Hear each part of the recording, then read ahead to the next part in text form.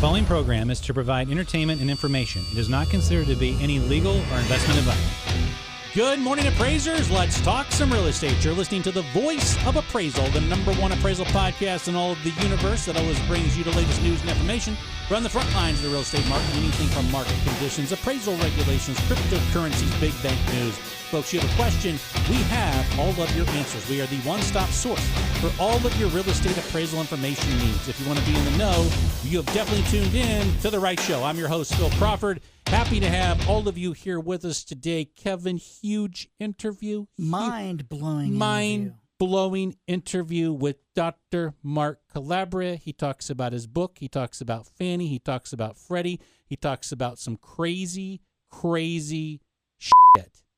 Definitely. Let's just shut up right now and get into it. Ladies and gentlemen, please enjoy our interview with Dr. Mark Calabria. And ladies and gentlemen, we have a very special guest on the Voice of Appraisal podcast today. We have the one and only Mark Calabria. Mark Calabria, who ran FHFA under the first Trump administration, who is also a best-selling author. His book is called Shelter from the Storm. He talks about what happened during the coronavirus, the entire mess that was going on over at FHFA and Fannie and Freddie. So, Dr. Calabria, welcome to the Voice of Appraisal podcast. Well, Phil, it's great to be back. There's been so much happening over the course of the last 2 or 3 months. We've had an election. We have a new presidency. We have a new administration. And I really kind of want to get into what you think the future of the GSEs is going to be. Your thoughts on these appraisal waivers. What do you think? Can we get down deep into it? Absolutely. Where there's a lot you have in there, Phil, so let me try to start to pull some threads. Maybe it's good to get a little history and say, just before the pandemic, we were laying the groundwork to get Fannie and Freddie out of conservatorship. And as a reminder, kind of for the lay listener, a conservatorship is an administrative bankruptcy. It's just run by, government bureaucrats rather than the bankruptcy judge. And the intent of it is to, either reorganize and bring the company back to health, or if they can't be brought to health, liquidate. Again, just like a bankruptcy. And so I'll add as a way of history, I was involved in writing the statute and creating the statute that created FHFA, before 2008. And we never expected. In fact, I would say our expectations was maybe a conservatorship would go 6 months, not a decade plus. And to put it in context, the longest ever bank conservatorship was 18 months, whereas, Fannie and Freddie are almost a couple more years today, it'll be 18 years. So this has gone on a lot longer than Congress intended, and I think it's done significant harm to the companies and to FHFA, and I think lulled a lot of people into a sense of complacency about our mortgage markets. But that said, when I took over FHFA as director in 2019, we immediately started to repair and prepare, the companies and FHFA for an exit of the companies from conservatorship.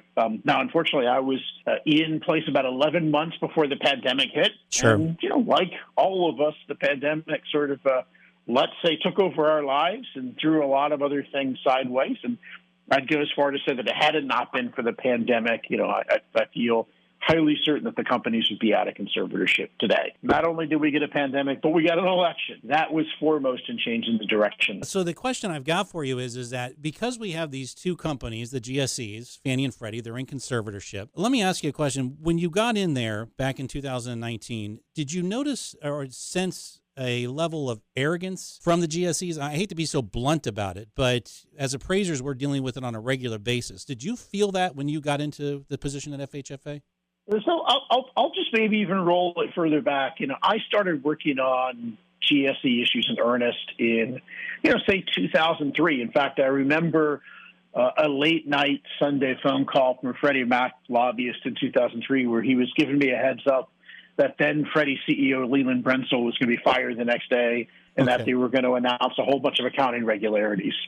And so these are issues I've been working on for 20 plus years.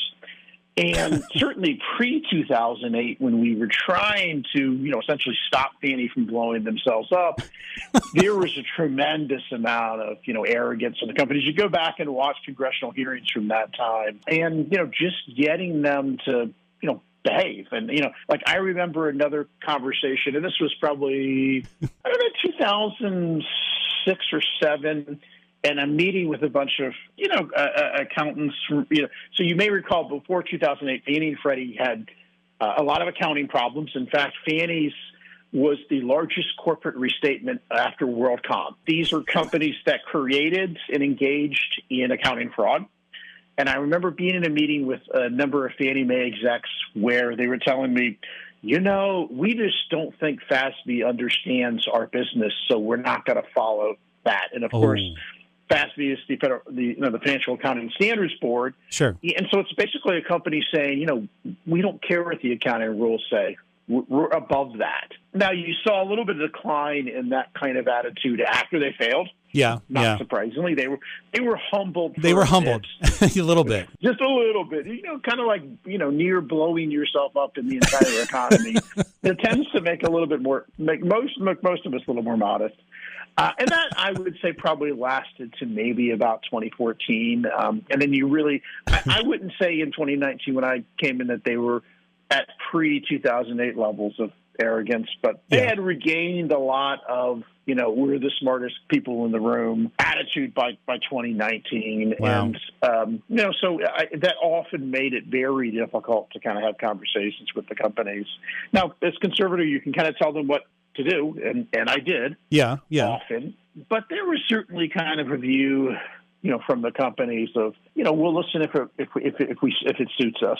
It's interesting because in your book, one of my favorite chapters in your book is chapter number 10, which is called Pre-Existing Conditions. And you talk a lot about Fannie Mae, and you talk a lot about the issues that you had. You had some issues with Freddie. I think Freddie was really sort of cocky with you. And it was funny because you state here, it says, although both companies had gained some small degree of modesty in the early days of their conservatorship, that was all gone in 2019. In fact, Freddie had adopted a strategy of consistently fighting the FHFA and never admitting error. Their general counsel at the time had been hired with the explicit command that FHFA is always wrong and Freddie is always right. And I've heard you on a lot of podcasts. You had a bad taste in your mouth when it came to Freddie Mac. Well, I mean, they certainly had much more of a culture, of arrogance. They still do, but go ahead. They still do, but go ahead. Yeah. Well, I mean, I kind of would say to compare and contrast, as FHFA director, you'd ask Freddie to do something, or you tell them to do something, and they would just spend countless hours telling you why it was the dumbest thing they'd ever heard. but you often would eventually get them to understand your point of view, and they'd maybe do half of it. Okay. Whereas Fannie would come in and they would tell you that whatever you're suggesting was the most brilliant thing they've ever heard, the greatest thing since sliced bread, and then they'd kind of do none of it. It was often hard to say which was which. But all that said, and let me say, and again, I mean this with 100%, sincerity. Sure. My view is that the single most important, characteristic of good leadership is humility.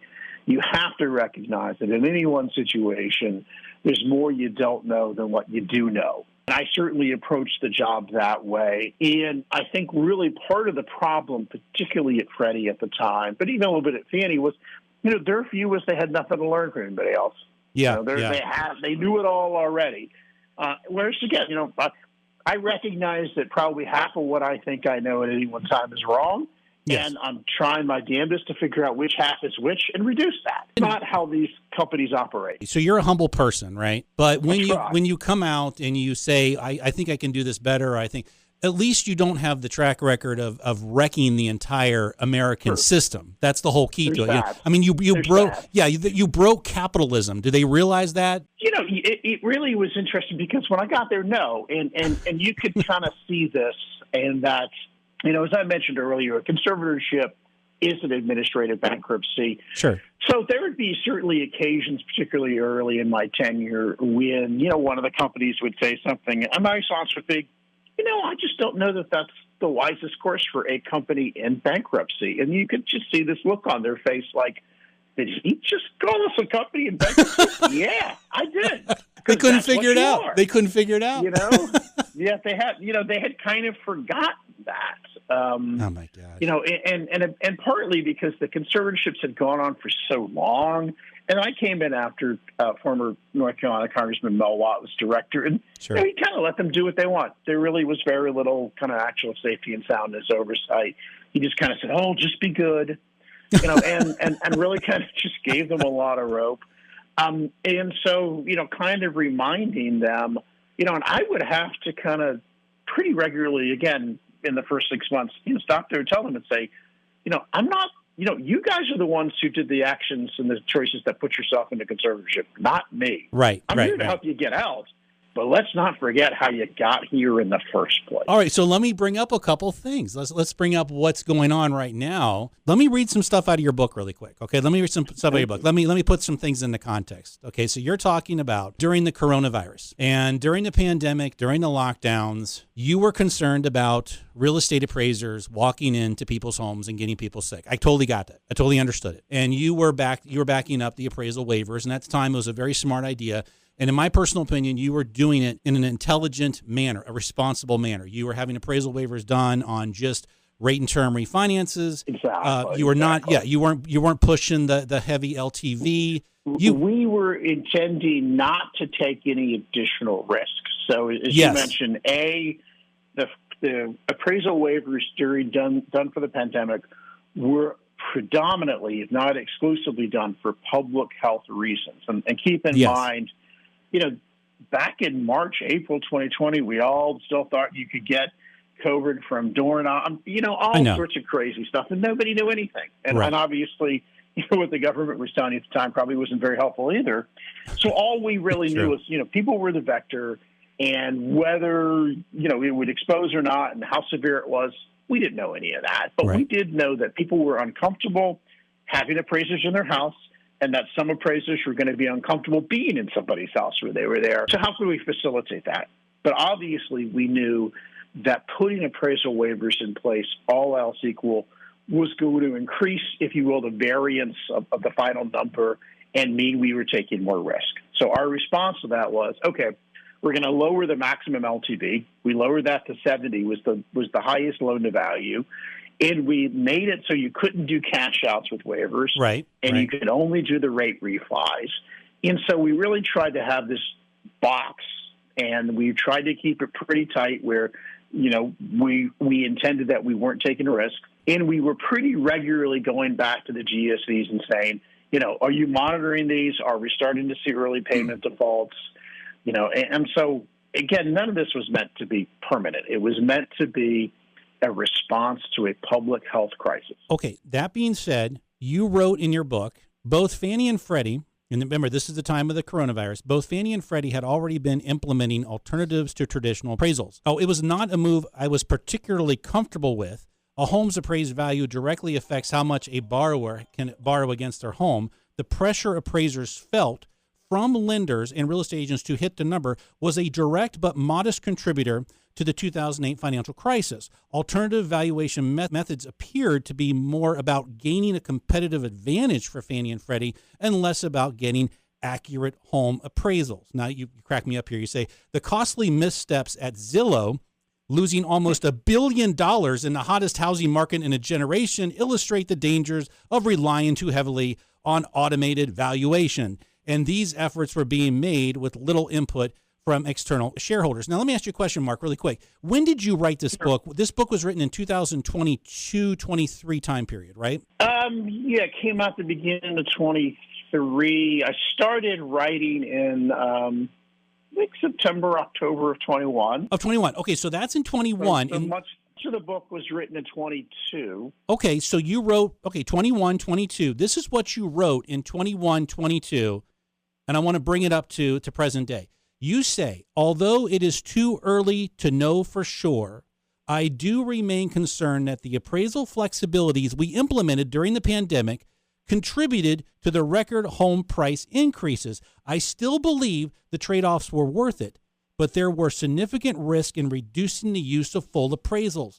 That is why we limited appraisal waivers to loans already guaranteed by Freddie Mae and Freddie Mac and to loans with significant homeowner equity, usually 30% or more. The main risk, however, is that such practices will become standard as the pandemic recedes, especially if applied to loans with little or no equity. And you now know that Fannie and Freddie have implemented the value acceptance program with appraisal waivers up to 97% LTV. Which I think is a huge, huge mistake. And let me, also add, so I have a PhD in economics. And, yes, you do. And while it's been over a decade, I have constructed and run hedonic regressions, which are at the heart of what AVMs do. I'm no Luddite. But at the end of the day, while AVMs may be accurate on average, that accuracy has a very large margin of error. Again, yes. As our friends at Zillow discovered the hard way. That's true. And as we say sort of in Statistics 101, what you really need to be worried about are unobserved variables. So you can run your regression with a hand, 5 or 6 variables about the house, and you can do a really good job getting in the neighborhood of the value. What I mean by as a good job is, you're within 20% of the value of the house. Okay. But that's not good enough. I mean, for a regression, that's pretty good. Okay. For an appraisal, it's not. And this is one reason why, for me, I've always been very supportive of AVMs as a quality control check. Right. If you get an appraisal in and you run an AVM and they're 30% different, then you need to be looking at that appraisal and double check it. That doesn't mean the appraisal is wrong, because the AVM could be wrong. And again, they just have huge margins of error. Yeah. And again, predominantly because you go to the property and you see things at that property that the regression does not pick up. That is such a huge, incredibly important part of it. And so, again, these things are helpful. Unfortunately, both the Zillow and the Fannie and Freddie approach was, we're just using these to manage our portfolio, and if they're on average correct, that's good enough. Whereas at the end of the day, you have that 5, 6, 7% of the book that is very high LTV, that is low FICO, high DTI. And, it's one thing. This is why when we did the appraisal waivers during the pandemic, we went to a 70 LTV because we basically said these are going to be off. And if they're off by 10% in either direction, there's still a significant amount cushion of equity. Mm-hmm. But when you do these in a 97 and they're off by 10% in one direction, then it gets pretty serious. Well, especially when it comes to the DTI, too. You bring up the DTI. You're dealing with inflation throughout insurance, property taxes, food. The debt-to-income ratio on some of these loans is very concerning right now. Not the time to be doing this. It's interesting. If you go look at a chart, AEI's Housing Center has a really good graphing tool, places you can go. But if you look at the time trend of Fannie and Freddie average DTIs, it looks like 2 humps on a camel. Because there's before me when they just blew it out, and then there's me bringing reasonable, rational, responsible, sustainable underwriting back to the GSEs, and there's after I left where they blew it out again. and again, and I don't know, during my 2.5 years as director, we had record increases in homeownership, and the record increases in minority homeownership. So part of the problem is this view in Washington that the only way you can increase access to homeownership is by weakening the credit box. And I feel that we proved that was wrong. Yes, I agree. Because at the end of the day, it's not homeownership if it's not sustainable. I had 2 close relatives go through foreclosures in the great financial crisis, so this isn't an abstraction to me.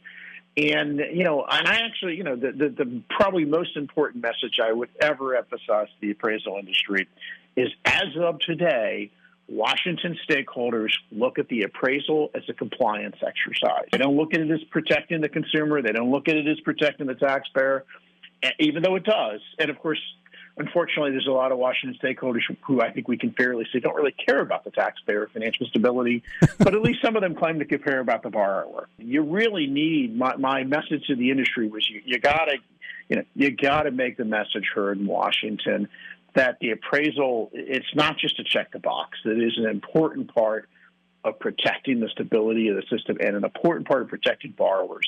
You're exactly right, and we're trying to get the word out, but I love the word that you use. You use it on several of your podcasts appearances, is that you use the word friction. Yeah. Friction, and it's not just appraisal. It's the title companies. Oh, everything. It's everything. The frictions that are out there. Your thoughts on these frictions? So, I mean, it was interesting because, and again, I think it ended up being Freddie that I had the most interesting conversations with this on. I mean, they're both companies are very obsessed with market share, not just relative to each other, but the overall market. And so their view is that, anything they can do that makes it more likely the loan is sold to them than to somebody else, they're obsessed with. So, it's like, oh, well, if we get rid of that, then, they won't sell the loan to Wells or, private label to sell it to us. So there is that obsession with market share and kind of a race to the bottom attitude. Okay. There's also, I know it's crazy. Again, I would regularly tell these companies, for companies in bankruptcy, obsession about market share is not really the right attitude. So you can imagine I had a lot of these conversations about, is that really the right attitude for a company in bankruptcy? Again, they stopped seeing themselves as being in conservatorship. It's unfortunate, but it's just the reality I had to deal with every day. And then they would come in and say, especially Freddie, we're innovators, we're tech companies. And I'd say, well, what are all these innovations you're doing? And then they would have a list of like half a dozen things where they're simply going to try to use their government, sponsored advantage to run other people out of businesses that other people are already doing. And I'm like, I don't really, that's not innovation. Nothing terribly innovative about, hey, I have a subsidy or an advantage somebody else doesn't, so I'm going to use it to run them out of business and take over the business they already do. I don't see the value in that from, the public policy perspective. And that kind of was their view. Their view was, listen, we can do AVMs. We have the data. We know how this works. We can do this better than everybody else. Or, here are other parts of the process, whether it was title or other aspects of the closing process where they just simply thought, we can figure that out better. Okay. And again, I would often say, listen, I don't look to bankrupt companies to be innovators. I look for bankrupt companies to become non-bankrupt companies. Okay. And again, Mark, you're killing me. I mean, you're killing me. That was my life every day for those. Oh my gosh, for 2.5 years. But I do want to emphasize, and because I don't want to sound, I almost like I'm not. Fannie and Freddie were, very cooperative, important, and great partners during the pandemic. Yes. Let me be clear about that. Sometimes they didn't always do the things they wanted to do, but really they prioritized, supporting the market. We worked very good, and I think in my book I give them credit, and name a number of people at the companies who were real partners in this. And I don't want to sound like I'm just knocking them for the sake of knocking them. They have shortfalls like all of us. Sure. The difference is I try to correct my shortfalls and recognize I have them. But, again, there are things they do well. There are things they don't do well. And, again, how do you focus on getting them to do the things they do well, stay out of the things they don't do well, and remembering kind of what the core job is. Part of the issue is getting them away from the obsession, on market share. And then the other problem, and honestly, I was sort of stunned when I first learned this. So up until we put some rules in place, which I'll talk about in a second, you could be the account executive at one of these companies.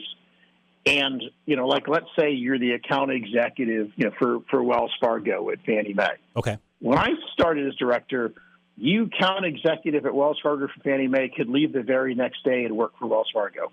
That doesn't strike me as create the best incentives. Uh-huh. So we created a cooling off period, for instance. But, trying to change the mindset of the companies where there really was this mindset of our customer, our clients, our relationship is the lender. Yes, that's right. Not the borrower. Right. And so it really was, how do we bend over backwards? I'm not knocking the lenders unnecessarily. I'm just saying, the public policy purpose of all this is not to enrich lenders. It's to support borrowers. It's to support the housing market. And it really was a lot of work. I mean, we did a lot of work actually trying to change organizational culture at Fannie and Freddie. Because the organizational culture, I inherited these companies, was a culture focused on pleasing the lenders to all else. Wow. And again, getting them to think about, what about the borrower? How are we making sure we get people in sustainable loans? And I think I say this at some point in the book. I mean, given the outsized role that Fannie and Freddie and HUD with FHA play in the mortgage market, there simply is no way today for bad practices to become widespread without at least tacit approval from the GSEs.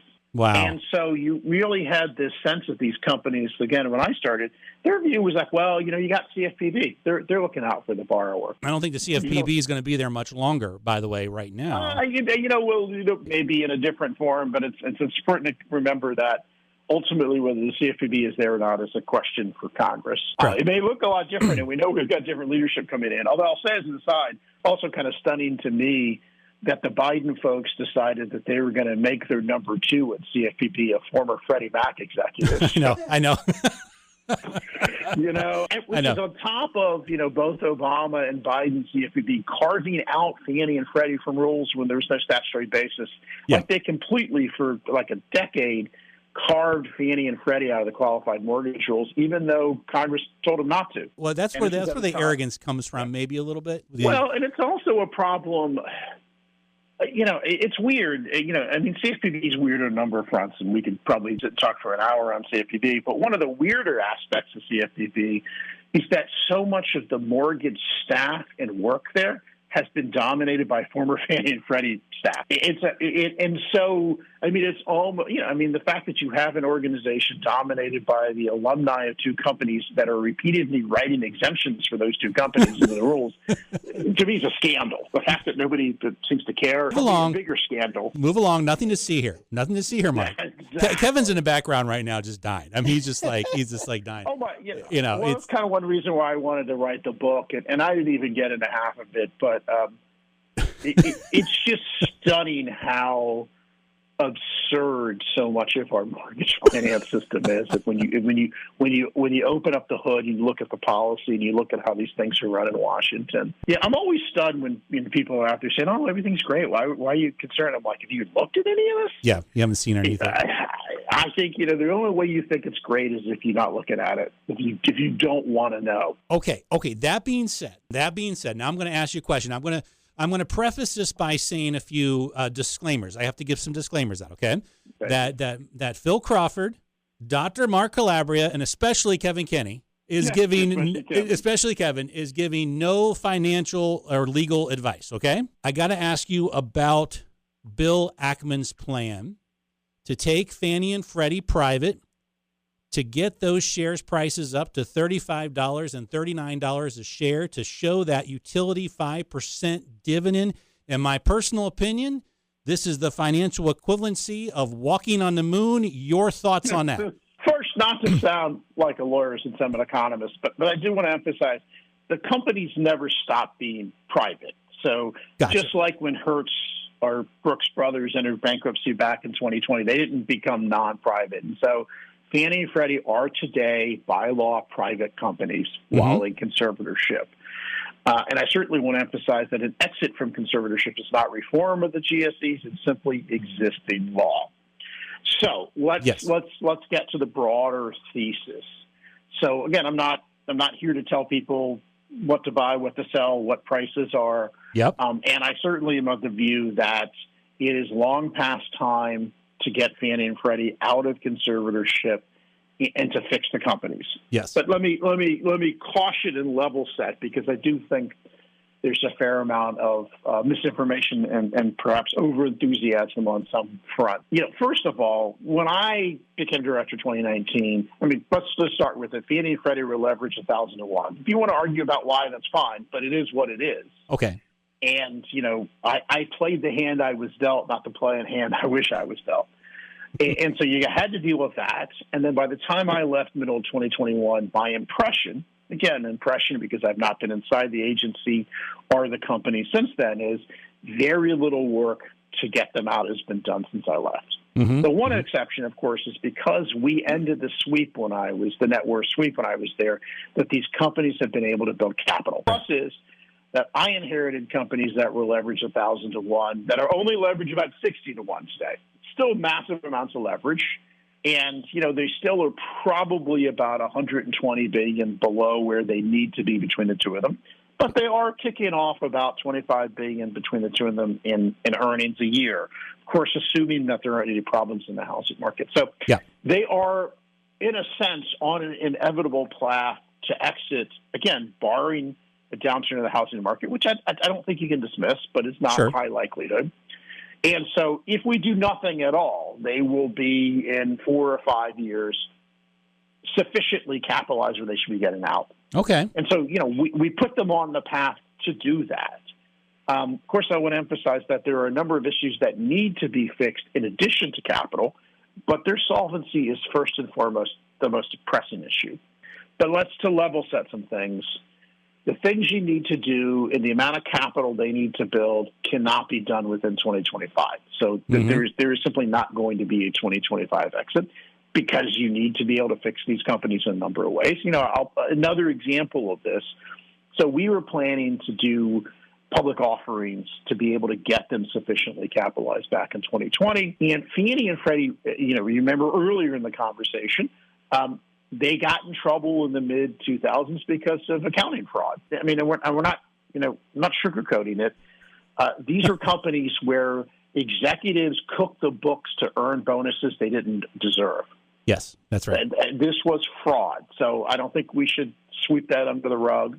Extremely well documented. Sure. And so because of that, I'm going to set aside the other kind of insanity of I happened to be staff on the banking committee when Sarbanes-Oxley was passed, and I remember how important it was to the Democrats to carve out Fannie and Freddie from Sarbanes-Oxley.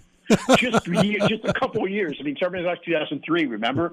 And then later in 2003, after Sarbanes-Oxley was passed, we learned about the accounting fraud at Freddie. I guess maybe the people who carved them out knew something we didn't. But all that said, Fannie and Freddie were not under Sarbanes-Oxley until 2008.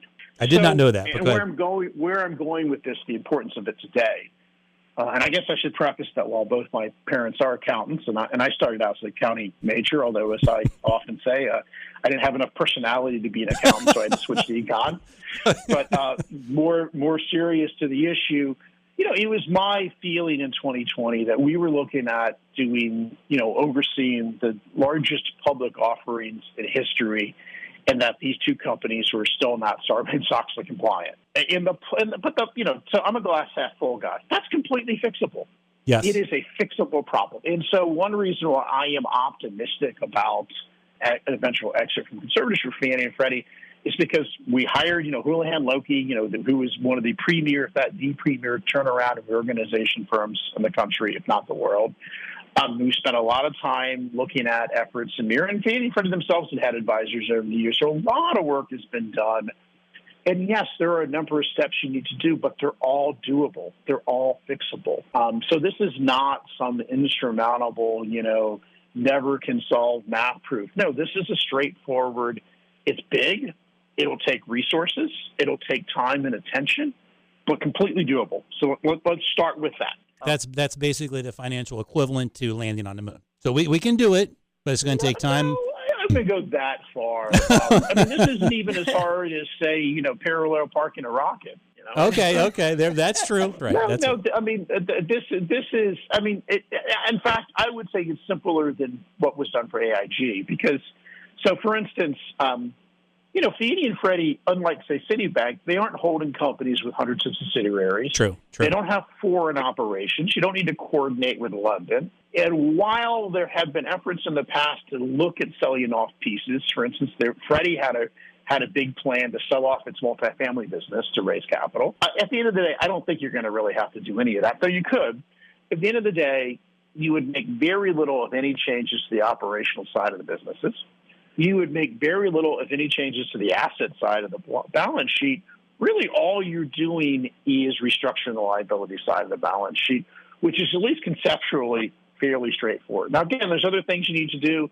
Again, I don't think the accounting is where it needs to be, but you can get there. Again, this is a matter of hiring 100 accountants. When you look at the possibility of it leaving conservatorship and then being more, if I'm not mistaken, more accountable to shareholders, do you think that maybe Fannie and Freddie would look at implementing more of those quote-unquote friction companies that you were talking about because shareholders will it is ask a for that? concern. It is a concern. I also want to note two other issues. So I think there's been a lot of misunderstanding about Treasury's approach to its investment. And again, I don't speak for the Treasury Department, but I've negotiated with the Treasury Department extensively on this issue. Treasury is not simply going to forgive.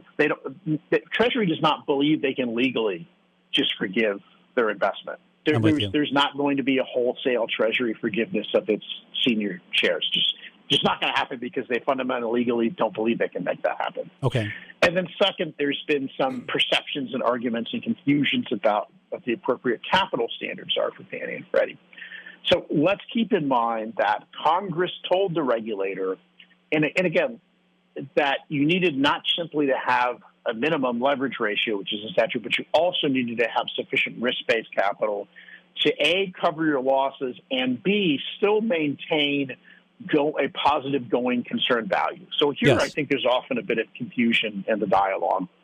While depositories like banks are inherently pro-cyclical, Fannie and Freddie are created to be counter-cyclical, and Congress's intent is not just to have capital to cover your losses in a stress environment, but to have additional capital to continue lending and supporting the market in a stress environment. Sure, of course. So I've heard a number of commentators, especially when we were doing the capital, will say, "Oh, you just need enough capital to cover another 2008." It's like, no, you don't. You need that and enough to support the market without arrest. And again, it's important. That's the purpose of Fannie, right? To be a floor under the market in a time of stress, and therefore you need to have sufficient capital. So there have been some commentators suggesting that the Trump administration will go to a lower a week in the capital. That's just not going to happen. So I think that that's completely misunderstanding the statutory obligations here. So all that said, to your point about should we be concerned in a post-conservatorship world when the companies start thinking in a more commercial manner, yes. which I think by and large is the plus, but should we be concerned that it might incentivize them to, compete for market share race in the bottom? I would say yes, but I would also say there are things that you can and should put in place as a safety and soundness regulator to minimize some of that. And part of the problem you have today is because the conservatorship has become so politicized that you had my approach, which was, my job is to make sure these companies don't blow themselves up and to nurse them back to health so they can get out, and of course get them out in a manner where they're not just going to come right back in. It's fair to say that the Biden administration took a different approach. And so part of the problem is you have this back and forth with elections. And I think one of the importance of getting them out, because, it's funny, there were a number of issues where I would sit across, from the Fannie and Freddie CEO and say, boy, do I look forward to the day where I don't have to be involved in this question. I don't want to be involved in it. At the end of the day, how do you get these companies out where they're running their business and making these decisions in a commercial manner within, of course, a regulatory context and framework like that other large financial institutions have to live with? So I would actually say this to the FHFA staff pretty regularly, where I would joke that, in all seriousness, say, my objective as regulator is to get Fannie Mae only as highly leveraged, mismanaged, and poorly regulated as Citibank. That's all I was looking to achieve. You're causing some controversy today. I love it. Absolutely love it. I'm going to have my Citibank friends call everybody from Citibank tomorrow. It's going to be like, what the hell is Mark doing? All right, so let me ask you a question. So in your book, the pages that you talk the most about appraisal are pages, now I don't know if you know this or not, they're pages 145 to 147. You served under the 45th president of the United States. Are you going to serve under the 47th president of the United States? Well, I believe in public service, and if asked to serve in a manner that makes a difference, I'm open to such. I don't feel that. Let me first say, it's a fascinating experience. Loved my time at the White House in 1718. Loved my time at HA. Loved my time on the Hill. Yes. And so certainly, for people early in your career, it's just an amazing experience. But the thing is, earlier in your career, when you're in your 20s and 30s, it's a lot easier to do those days. So let me just say, I'm not as young as I used to be. Okay. I am fully aware of what the White House grind looks and feels like. Most exciting place in the world to be most days of the week, but also, boy. If the right opportunity comes around and there's a way I can make a difference, I'm certainly open to that because, again, I believe in public service. And let me say, every time I had a friend, and I had numerous friends who were offered positions in the Biden administration, I said serve. I didn't vote for him with Biden for president, but I wanted him to have quality people, and I wanted people to be able to have an opportunity to have a positive impact on public policy. So I think it's important for more people to be willing to serve. You know this, I'm sure. There's a lot of people on both sides of the aisle in Washington, D.C. that respect you, and that is the truth. I've heard that from a lot of different people. If you are called to serve, if you're brought back into the administration in some way, manner, or form, I will tell you right now, from an appraiser standpoint, from all the appraisers across the country, you garnish a lot of respect from us.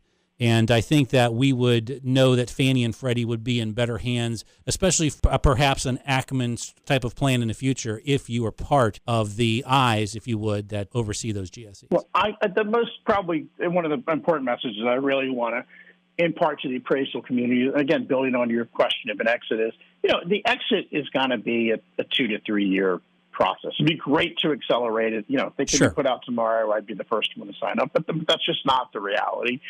But the plus is that gives the appraisal industry, like I said, you have to be able to hardwire some things in regulation so that you, around collateral valuation, so that you don't see this race to the bottom when they're out. And again, the positive side of that is you have time. The negative side of that is you don't have a lot of time. It's important for the appraisal industry not to waste the next 2 to 3 years trying to make sure that the infrastructure regulatory-wise is put around Fannie and Freddie so that they don't just abandon collateral valuation altogether. So we have a window. We have a window. It's a big fight. And as well as I do, the appraisers are always easy to get rid of when the markets are good and the values are going up and so on and so forth. But there's always that undercurrent of risk that we need to look out for. Yeah, I started grad school in the early 90s, and it was when I was in grad school that FIREA and FDICIA and all these things were passed. And, really you had all the, current framework, the appraisal subcommittee and all of these things created post-savings and loan crisis. And, and it does, you have to kind of keep updating that. And we did some appraisal stuff when I was on Capitol Hill. You had a real champion and former Senator Zell Miller, I remember, was the only one of the few senators who was regularly raising questions about the appraisal industry. And it's just important. And I would say you got to build bridges to members of Congress. You got to make sure you raise the issues. There's an old Washington saying that, if you're not at the table, then you're on the menu. No, that's very true. That's very true. and it really is. And I think that, again, I early in my career worked at National Association of Realtors, and I worked at National Association of Home Builders. And, you got some really powerful voices and interests that make their views heard in the real estate industry. But to be blunt, because it's blunt in a friendly way, I don't think the concerns and perspectives of the appraisal industry are heard to the degree they need to be heard in Washington. No, they're not. I can agree with you. Only the appraisal can do that. I think people dismiss the amount of impact they can have in Congress. And obviously you're going to have more impact if you go to talk to your own member of Congress. Right. You got to knock on doors. You got to shake hands, and you got to make your case. And you got to understand that just being in the door and at the table, that's a start, but it isn't the finish. You got to explain to people what your business are. And remember that, the typical staffer in the House of Representatives, 25, 26, never owned a home, never been through this process. You can't assume people in Washington even understand the beginning of your business. So it's just important that you're out there and that you're democracy in action. If you don't do that, you will be the one on the menu. Sage advice from you, Dr. Calabria, and I appreciate you coming on the show. I've taken too much of your time today. I appreciate your openness to everything that happened at Fannie and Freddie during your time there. You did a phenomenal job. If you haven't gotten the book, get the book. It's Shelter from the Storm, Dr. Mark Calabria. I've read it, and it's a great read. You name names in here, too. You know that? You name some names in here. I think I'm pretty nice. I tell you, the chapter number 10, pre-existing conditions, that's my favorite. I'll lastly say, the best feedback I got on the book was after my mother read it, she told me, now I understand what you do for a living. There you go. Hard to beat that one. Well, thanks for coming on. I really do appreciate it. And whatever happens over the next couple of months, we don't know. We don't know what the future is going to hold. But I really, really do hope that it has something to do with you taking a role in the new administration, because I think all of us would sleep a little bit better at night knowing that your eyes are on things. Thank you for saying so. Maria, you have a wonderful day. You're always welcome on the show whenever you want to, and I'll talk to you very soon. Be well, everybody.